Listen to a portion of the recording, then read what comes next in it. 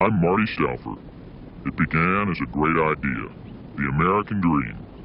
The rugged individuals who pursued it let nothing stand in their way. They were determined to conquer the wilderness. Over the years, the dream came true, but it took a heavy toll on our land, air, water, and wildlife. Even our national symbol, the bald eagle, had to pay the price for progress. This magnificent bird is now in danger of disappearing forever. Today, the list of endangered species, those near extinction in the wild, is growing at an alarming rate. We have enacted laws and imposed fines to protect them. Man's destruction goes on. Habitat loss, in general, is probably the major cause of the rapid decline of wildlife. Many of the endangered species in this program have never been filmed before. Without our concern and help, many may never be filmed again. They now stand at the crossroads.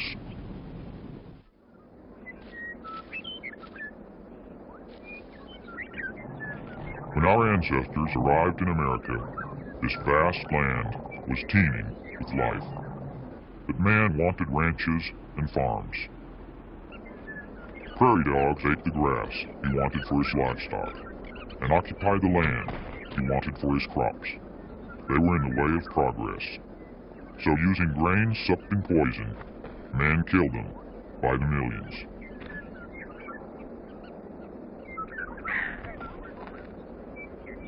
The land is ours, but because of our poison, the black-footed ferret is now the rarest animal in America. Miraculously only rare, not extinct. Ferrets had depended on prairie dogs for their food, and had used prairie dog burrows for their homes. Both species are almost gone, but the poisoning continues. To ward off the insect, we spray insecticides. They don't always attack the insect, but they do always enter the food chain. Today, the brown pelican struggles for renewal.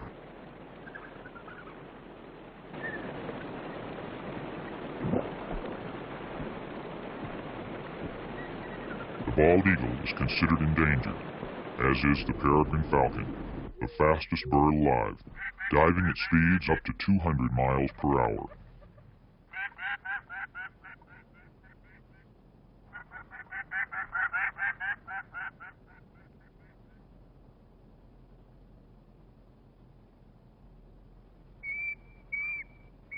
The osprey, too, must fight to survive.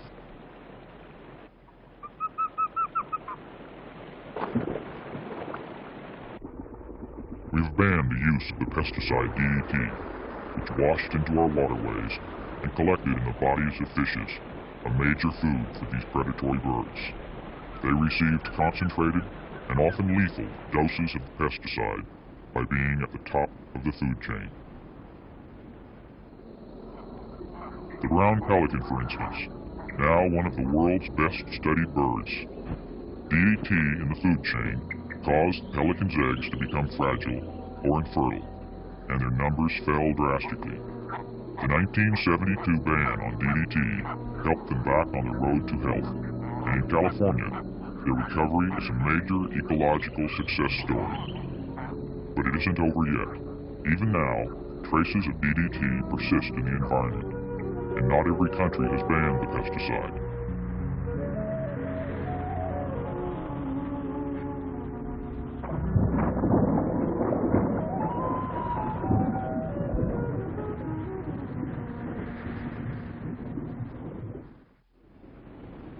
No animals arouse our emotions like the large predators. The grizzly bear symbolizes everything wild and free. We admire the mountain lion's beauty and strength, the timber wolf's bravery and intelligence.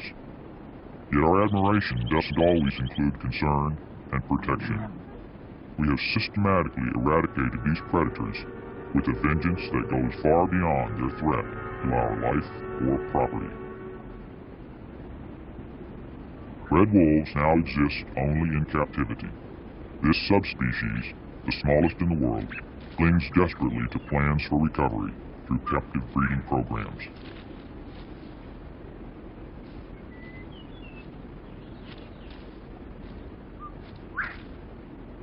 Over the years, thousands were trapped and shot because they occasionally took domestic livestock. We completely overlooked their value in the wild as predators, consuming carrion, rodents, and other pests, and controlling the health and numbers of their prey. There are no more red wolves left to persecute, and today, the red wolf's lonely howl in the wild exists only on film.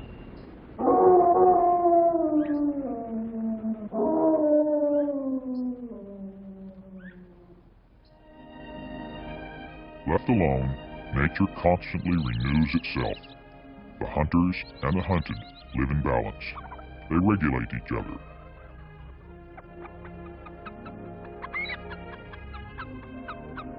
For one to live, the other must die. There is no cruelty here.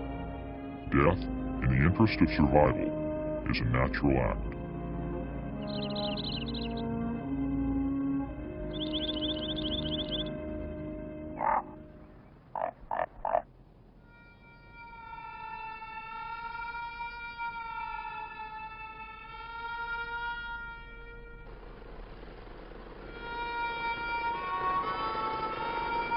To kill for sport alone, with no need for a creature's flesh, fur, or hide, upsets all natural order.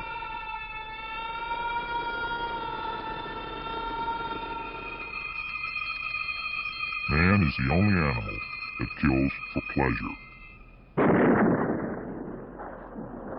We need no longer fear these mighty creatures, because man himself has emerged as the greatest predator of all.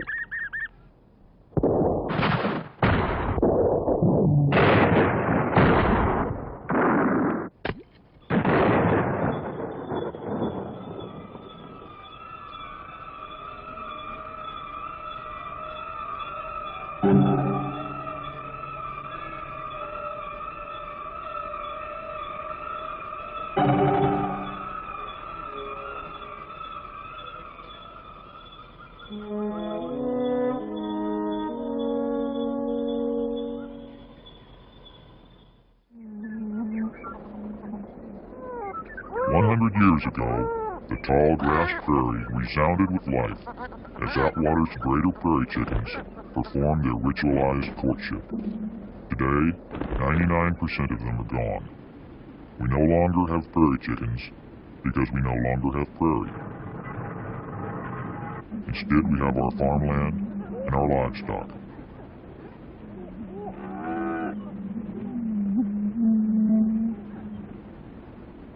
In forests, too, the same basic theory applies.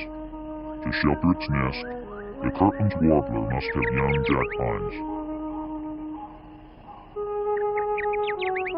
Without them, it cannot reproduce. The destruction and commercialization of natural caves has caused Indiana bats to decline by the hundreds of thousands. Mexican ducks are disappearing forever as our natural rivers are dredged and channelized. The Pecos gambusia represents only one of the many fishes dying from water pollution. The Florida manatee, American crocodile, key deer, Florida panther, and Everglade kite are all threatened by human development on Florida Peninsula. The same holds true all across America.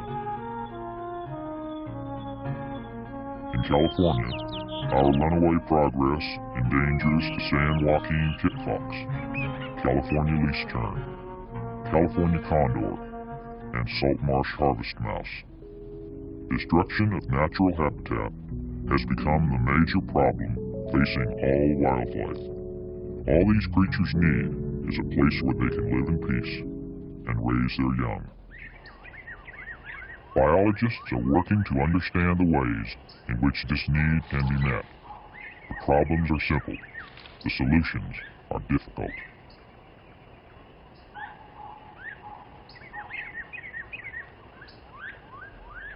This one simply chooses it. The purpose of this study is to learn something about the Delmarva fox squirrel. We know almost nothing about this species, which used to occur abundantly through Pennsylvania, Delaware, the eastern shore of Maryland, and possibly New Jersey. Fox squirrel has declined over all of its range till it's now found on only portions of 4 counties on Maryland's eastern shore. And unless something is done to encourage this animal, it may disappear before the end of the century. We have about 100 boxes in this woodlot, and they are visited several times a year. This time we try to learn something about how many young they have and when they have these young. This squirrel is a large squirrel, about twice the size of a gray squirrel, and possibly the largest squirrel of North America. The primary reason the fox squirrel has declined is the loss of the habitat due to cutting of forests and the increase in farms. Unless something is done to halt this change, the Delmarva fox squirrel's time on Earth is very short.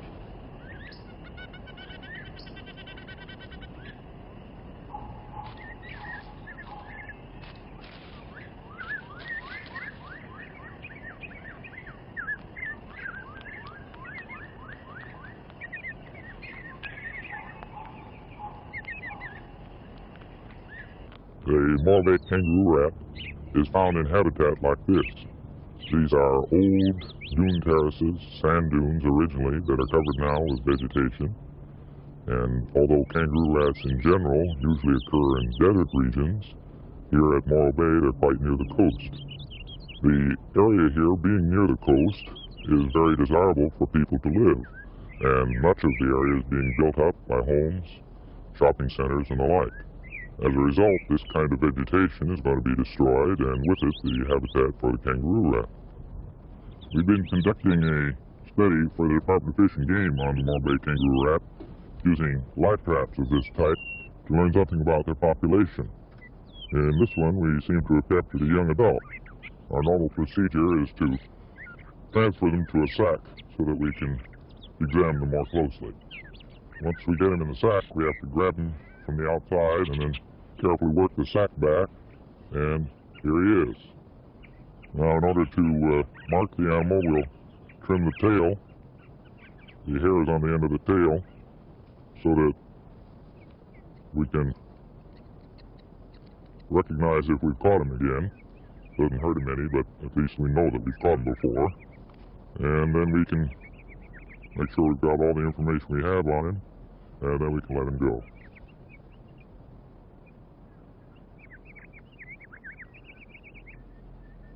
They live in burrows in the sandy soil. Although they don't have very large front legs, they can dig the burrows in this loose sandy soil with their hind feet and do a pretty effective job of it. In time, when the entire area is developed, there perhaps may be no kangaroo rats left at all. Hopefully that won't happen, but in the meantime, why, we consider the kangaroo rat as an endangered form.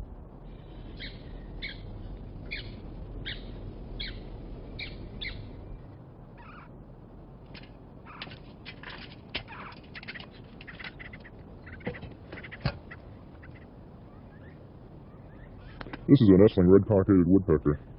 These birds are rare, found only in the southeastern United States. They're considered endangered because the birds require mature pine woodlands. This type of habitat is disappearing in the southeastern United States. At the present time, the species perhaps numbers only around 3,000 birds. This may be an overestimate. I'm studying the ecology of these birds, and particularly I'm interested in their habitat requirements. We think we know a lot about the bird, but we're finding out there's a lot we don't know. In studying these birds, we have to know how many individuals are in a colony. We have to know what sexes they are and what ages they are. So we're capturing them and banding them and marking them with colored bands and sometimes with colored dye so that we can tell a particular individual and where that individual is from. We capture these individuals in nets that we string high up in trees on ropes.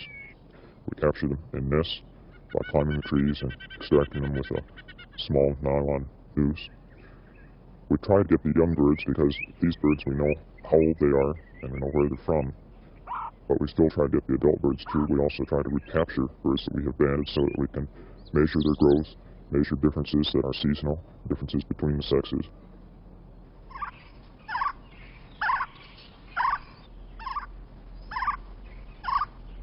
Probably the primary reason the red-cockaded woodpecker has become endangered is because of the current forestry practices in the southeastern United States. The red-cockaded woodpecker needs all ages of trees. It forages in the young trees, it nests in the old trees, and if we are to save the species, we need to start practicing selective cutting instead of clear cutting. There is more and more pressure now on our federal lands to cut timber, to practice clear cutting because of our current shortages of lumber and pulpwood. And we've got to head off these practices, these pressures, if we're going to save the species.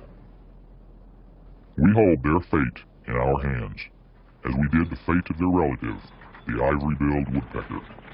In 1935, an expedition headed by Dr. Arthur Allen searched the wilds of Louisiana for this rare bird. After many months, dedicated ornithologists located the ivory-bill and photographed the rarest creature on Earth for the last time ever.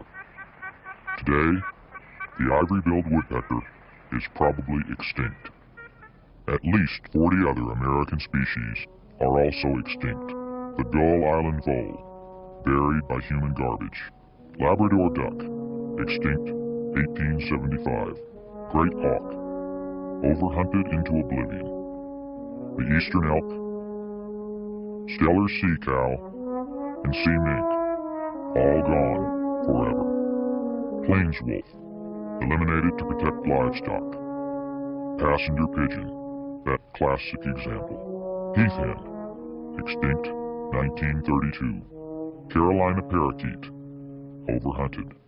And the Badlands bighorn. To see these drawings and then try to conjure what we've lost is to see a single wild flower and try to imagine a vast field blooming beyond the horizon. So finally we come to the heart of the problem. Our civilization pushes on and closes in on the few remaining wild areas. We are competing with the other inhabitants of this land for space to live, and we are winning. Millions of acres of wildlife habitat are taken each year for our highways, housing, and industry. A number of wilderness areas and wildlife refuges have been set aside, places where many survivors are now making their last stand. Government and private agencies work to save wildlife habitat, but each day the losses outweigh the gains. We should seriously consider preserving even more protected areas. In the development of our country, many wild areas were destroyed and many life forms sacrificed. Attempts are now being made to replenish some of these losses.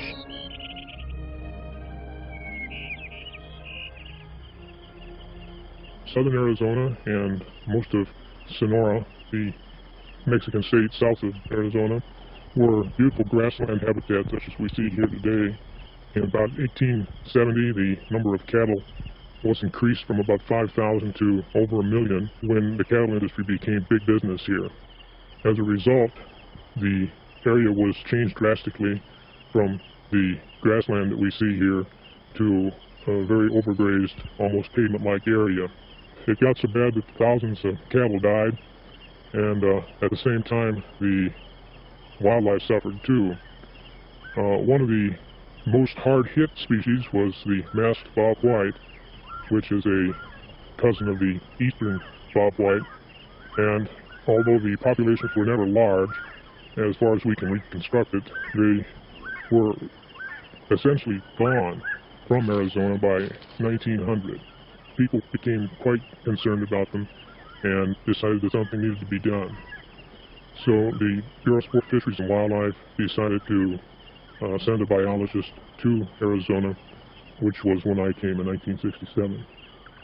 It took years of study, then capture of breeding stock in Mexico, then years of patience, as their numbers grew from a few pair to more than 1,000. Finally, the birds were reintroduced into their native land. In the years since the release, the bobwhite's numbers have risen and then fallen, and they are still an endangered species. But the positive side of the story is that they are reestablished in their former habitat. Whooping cranes were once virtually gone, their total population down to only 14. With special refuge areas and protective laws, their numbers tripled. Not entirely out of danger, but at least not extinct. If man had not decided to save the whooping crane, they would certainly have vanished.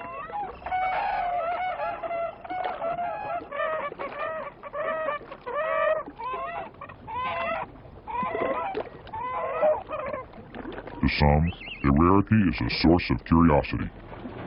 Now, folks, I'd like to welcome you aboard the whooping crane. Hope you enjoy yourself. There are 59 whooping cranes this year, and you're just in luck on this trip. This time of year where they start their mating days. Also, you'll see them exercising their wings, getting folk ready for that long flight, 2,500 miles. The loss of the whooping cranes would be much more than the loss of a novelty. They represent wildlife's struggle to survive in our civilized world. They are a beautiful, living example of an endangered species making a dramatic comeback. Other creatures that have also been rescued are the trumpeter swan, pronghorn antelope, sea otter, and desert bighorn. Hundreds of others still face extinction, but many of our endangered species can continue to share the earth with us if we all care enough and act now. We'll not only be helping them, because we share the natural environment with wildlife, any change in the land, air, or water affects us both. Most of these wild creatures are much more sensitive to a polluted environment. Wildlife acts as an environmental barometer. By saving wildlife, he may very well be saving all of mankind. What happens to them will, in turn, happen to us. Our choice of action will determine the future of all life on Earth. Once a species is extinct, nothing can bring it back. We'll never know the secrets that it held. There are some who think that building one more dam here and one more highway there is man's highest purpose on this planet. So now the Endangered Species Act, designed to protect these animals, is itself endangered by development interests. I think these rare creatures must be protected, even at the expense of our so-called progress. We must keep the Endangered Species Act strong, not only for them, but also for the protection of our own environment. We all now stand at the crossroads. I'm Marty Stauffer. Until next time, enjoy our wild America.